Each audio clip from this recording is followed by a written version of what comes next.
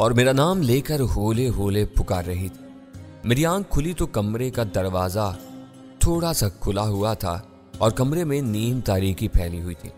मैं देखा तो मेरे ऊपर एक औरत झुकी हुई थी। जल्दी उठ जाओ, उसने सरगोशी से कहा। मैंने तुम्हारे फरार का सारा इंतजाम कर दिया है, तुम यहां से निकल जाओ। मैं दरवाजे से तुम्हें निकाल दूंगी और एक कमरे में छुपा दूंगी। इसका इल्म मेरे अलावा और किसी को नहीं होगा और इस रात की तारीकी में यहां से जिधर चाहो वहीं चले जाना।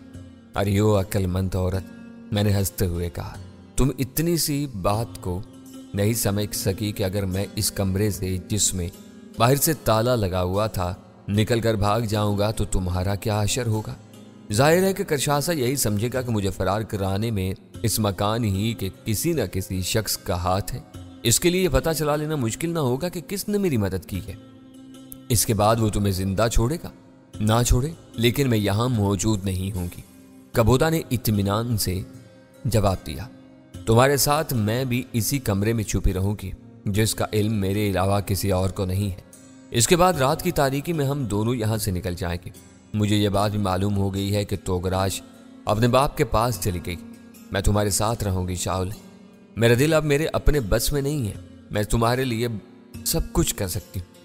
तोगराश मेरी बीवी है और मुझे बेहद अजीज है, मैंने आहिस्ता से कहा। मैं इसे ये नहीं बताना चाहता था कि तोगराश कहीं नहीं गई है, वो यही मौजूद है। वो अपने बाप के पास रहे या मेरे पास, बहरहाल वह मेरी बीवी रहेगी, क्योंकि मुझसे बहुत मोहब्बत करती है। ठीक है, कबोदा ने जल्दी से कहा। मैं ये नहीं कहती कि तुम तोगराश को छोड़ दो। हम दोनों उसके बाप के पास चले जाएंगे और तुम मुझे अपने साथ रख लेना। मैं तोगराश की खिदमत करूंगी और उसका दिल जीत लूंगी। तुम मुझे जिस हाल में रखोगे मुझे मंजूर होगा। मैं अब तुम्हारे बगैर जिंदा नहीं रह सकती। लेकिन तुम ये बात भूल जाती हो कि तुम करशासा की बीवी हो, मैंने कहा। मैं करशासा पर लानत भेजती हूँ। वो एक दरिंदा सिर्फ इंसान है और इसमें ऐसी कोई खूबी मौजूद नहीं है जिसकी बिना पर उससे मोहब्बत की जाए। और फिर करशासा की तो और भी 4 बीवियां हैं और इनके अलावा जब वो जिस औरत को चाहता है अपनी बीवी बना लेता है। कबोदा ने कहा, अच्छा अब तुम यहां से चली जाओ, मैंने उसे समझाते हुए कहा। ऐसा ना हो कि यहां कोई आ जाए और तुम भी मुसीबत का शिकार हो जाओ। मैं यहां से चली जाऊं, उसने हैरत से कहा। और तुम? मैं तो तुम्हें आजाद कराने के लिए यहां आई हूं। तुम्हें मेरे साथ चलना होगा। बाहर मेरा आदमी मौजूद है। जब मैं अंदर से दरवाजा खटखटाऊंगी तो वो फौरन दरवाजा खोल देगा। बस तुम उठो और चलो। नहीं कबोदा, मैंने सख्ती से कहा, मैं कहीं नहीं जाऊंगा। मैं फरार नहीं होना चाहता। मेरे साथ जो कुछ भी पेश आने वाला है मुझे भुगतने के लिए पूरी तरह तैयार हूं। शायद परेशानी और खौफ के आलम में तुम्हारा दिमाग चल गया है, कबोदा ने कहा। चलो उठो। और वो मेरा हाथ पकड़कर मुझे घसीटने लगी। तुम अपना वक्त जाया कर रही हो कबोदा, मैंने जर्द महरी से कहा। मैंने तुम्हें बता दिया है कि मैं कहीं नहीं जाऊंगा। तुम यहां से फौरन चली जाओ। इसका मतलब यह है कि तुम मौत को गले लगाने के लिए तैयार हो, उसने अफसुर्दगी से पूछा। तुम यूं ही समझ लो, मैंने जवाब दिया। मैं किसी भी हाल में यहां से नहीं जाऊंगा। चाहे तुम्हें मरने की शदीद आरज़ू है, उसने कहा। मैं नहीं समझती कि तुम किस किस्म के आदमी हो। तुम वाकई हैरत अंगेज हो। तुम्हें मालूम है कि आज दोपहर को तुम्हें आग में जिंदा डाल दिया जाएगा। मैं तुम्हें फरार का मौका दे रही हूं और तुम फिर भी इनकार कर रहे हो। तुम यहां से जल्दी चली जाओ कबूदा, मैंने उसकी सारी बातों को नजरअंदाज करते हुए कहा। प्रोफेसर में इस सूरत हाल से सख्त घबरा गया। वो बेवकूफ औरत जानबूझकर अपने आप को हलाकत में डाल रही थी। जाहिर है कि अपनी दानिश में तो वो यही समझे हुए थी कि मुझे मार दिया जाएगा, लेकिन वो मेरे साथ खुद भी मरने का खतरा मोल ले रही थी। मैंने कहा ना कि तुम मेरे हाल पर मुझे छोड़ दो। जाओ जल्दी करो, अब हमारी मुलाकात आसमानों पर होगी, कबूदा ने कहा और अंदर से दरवाजे पर दस्तक दी। बाहर से किसी ने फौरन दरवाजा खोल दिया। कबूदा ने आखिरी बार हसरत भरी नजरों से मुझे देखा और बोली, आखिरी मर्तबा शाउल, मेरी बात मान लो, अब भी वक्त है। तुम्हें कोई नहीं पकड़ सकेगा और हम इत्मीनान से यहां से निकल जाएंगे। जाओ कबूदा जाओ। मैंने अपना रुख दीवार की तरफ कर लिया। कबूदा कमरे से निकल गई और दरवाजा बंद करने और ताला लगाने की आवाज सुनाई दी। काफी देर गुजर गई, अभी तक कोई नहीं आया था। कमरे के अंदर दरवाजा बंद होने के बायस नीम तारीकी थी और इसलिए वक्त का अंदाजा लगाना मुश्किल था। ताहम मेरा अंदाजा था कि अब आफताब ने मगरिब की जानिब अपनी वापसी का सफर शुरू कर दिया है। थोड़ी देर के बाद बाहर बहुत से कदमों की चाप सुनाई दी। ये चाप कमरे के दरवाजे पर आकर रुक गई और दरवाजे का ताला खुलने की आवाज सुनाई दी। दरवाजा खोलकर 4 आदमी अंदर दाखिल हुए। मैं उन्हें अच्छी तरह पहचानता था। ये वही 4 आदमी थे जो करशासा के हुक्म पर मुझे इस कमरे में लेकर आए थे। وہ چاروں کے چاروں بےحد تندرست اور توانا اور مضبوط جسم کے مالک تھے۔ ان کے چوڑے چوڑے چہروں سے خون جھلک رہا تھا۔ اپنے آخری انجام کے لیے تیار ہو جا بدنصیب۔ ان میں سے سب سے زیادہ موٹے آدمی نے کہا، الاؤ تیار کیا جا چکا ہے اور مقتول زونید کی روح الاؤ کے گرد منڈلا رہی ہے۔ تمہیں کیسے معلوم کہ زونید کی روح الاؤ کے گرد منڈلا رہی ہے؟ میں نے اسے پوچھا، کیا تم روحوں کو دیکھ سکتے ہو؟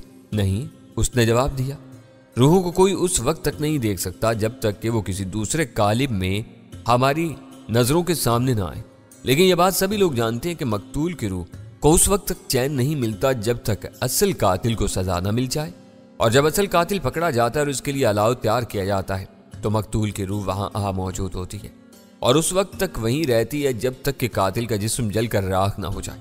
اور اگر مقتول کی روح قاتل کو معاف کر دے تو؟ میں نے پوچھا۔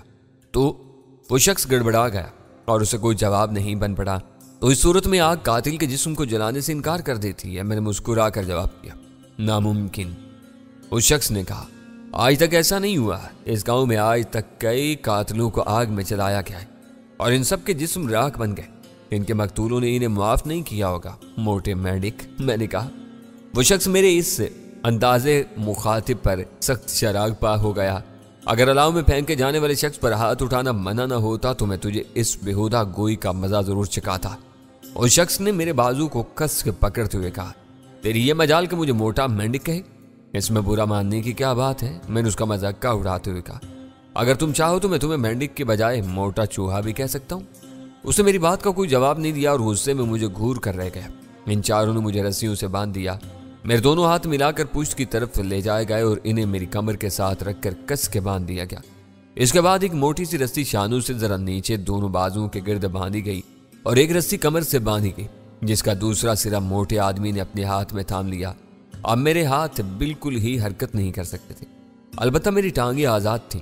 موٹے آدمی نے جس کے ہاتھ میں رسی کا دوسرا سرا تھا کئی جگہ سے جھٹکے دے دے کر رسی کی مضبوطی کو آزمایا اور پھر وہ مجھے باہر لے چلا۔ دو افراد میرے دائیں بائیں چل رہے تھے اور چوتھا آدمی پیچھے تھا۔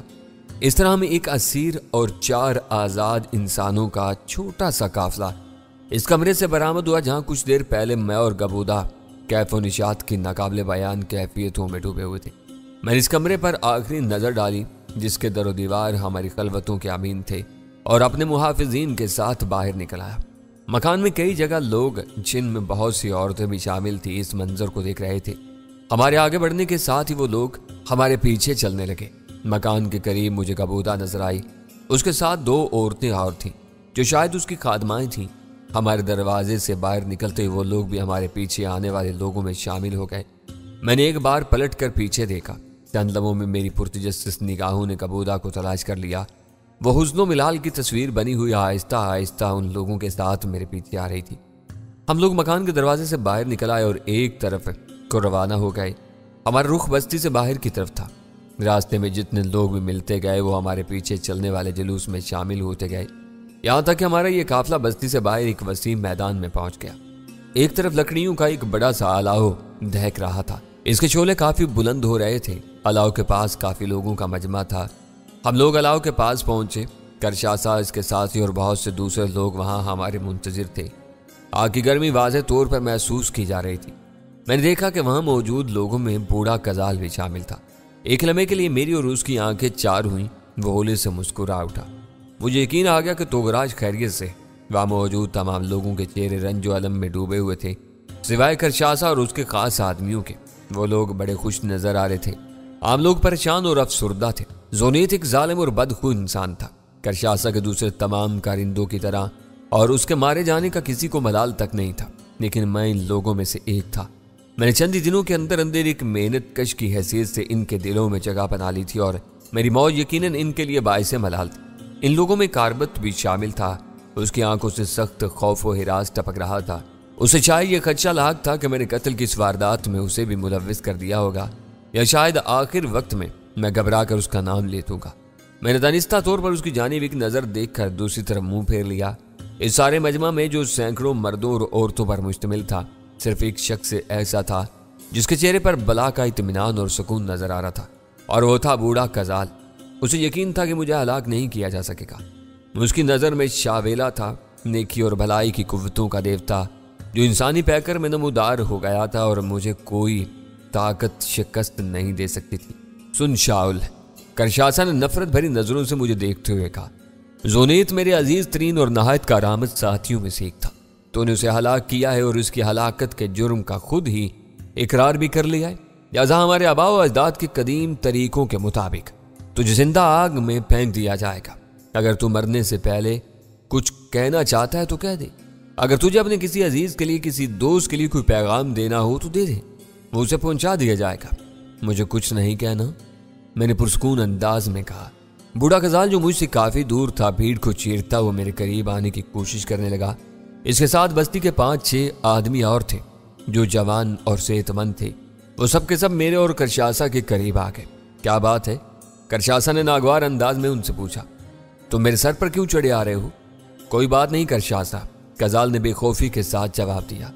بہت دنوں کے بعد یہ منظر دیکھنے کو مل رہا ہے، اس لیے ہم اسے قریب سے دیکھنا چاہتے ہیں۔ یہ منظر تو تم جب چاہو دیکھ سکتے ہو، کرشاسا نے مزاحیہ انداز میں جواب دیا۔ تم چاہو تو خود بھی اس کے ہیرو بن سکتے ہو۔ نہیں، مجھے کوئی ایسی تمنا نہیں ہے، غزال نے ہنستے ہوئے کہا۔ بڑھاپے میں کسی کو کیا قتل کروں گا، جبکہ جوانی میں نے کسی پر ہاتھ نہیں اٹھایا۔ ہاتھ اٹھانے کا حق صرف سردار کو ہوتا ہے، کرشاسا نے گھمبیر آواز میں کہا۔ سردار کو سب کا خون معاف ہوتا ہے۔ سردار کو یہ حق حاصل ہوتا ہے کہ وہ بغاوت اور فتنہ انگیزی کرنے والوں کو قتل کرا دے۔ اچھا پیچھے ہٹ جاؤ، کام شروع ہونے والا ہے۔ اس کے ساتھ ہی سب لوگ تھوڑا تھوڑا پیچھے سرک گئے۔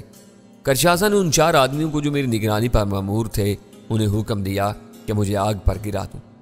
میں نے اپنے جسم کو بالکل بے جان اور ڈھیلا چھوڑ دیا۔